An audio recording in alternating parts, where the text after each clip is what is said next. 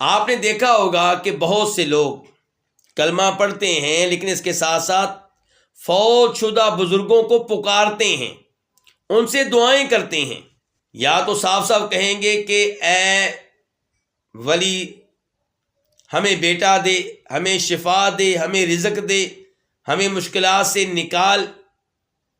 نبی علیہ الصلوۃ والسلام سے کہا جاتا ہے، جناب علی سے کہا جاتا ہے، جناب حسین سے کہا جاتا ہے، سیدہ فاطمہ سے کہا جاتا ہے، شیخ عبد القادر جیلانی رحمہ اللہ سے ایسے الفاظ کہے جاتے ہیں۔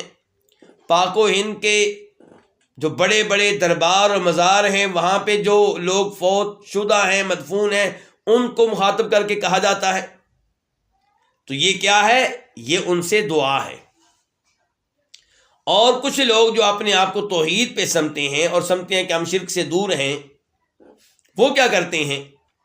وہ قبر والے سے براہ راست بیٹا نہیں مانگتے، رزق نہیں مانگتے، شفا نہیں مانگتے، کہتے ہیں کہ یہ کام تو اللہ ہی کرتا ہے، لیکن وہ کیا کہیں گے؟ قبر والے سے کہیں گے آپ اللہ سے ہمیں یہ لے کر دیں، آپ اللہ سے ہمارے لیے اس معاملے میں رابطہ کریں، آپ ہمارے اللہ کے درمیان کیا بن جائیں؟ وسیلہ بن جائیں۔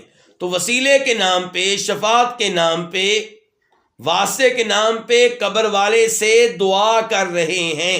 تو دعا تو ہو گئی، پکارا تو گیا اس کو۔ اور جب ایسے لوگوں کو منع کیا جاتا ہے، کہتے ہیں آپ اپنی بیگم کو نہیں پکارتے، آپ نہیں کہتے کہ بیگم روٹی لے کر آ، کھانا لے کر آ، پانی لے کر آ۔ تو گزارش یہ ہے کہ جو زندہ ہو، موجود ہو، اسے پکارنا اس معاملے میں جو معاملہ وہ حل کر سکتا ہو، جس معاملے کو حل کرنے کی طاقت اللہ نے انسانوں کو دے رکھی، اس میں کوئی حرج نہیں ہے۔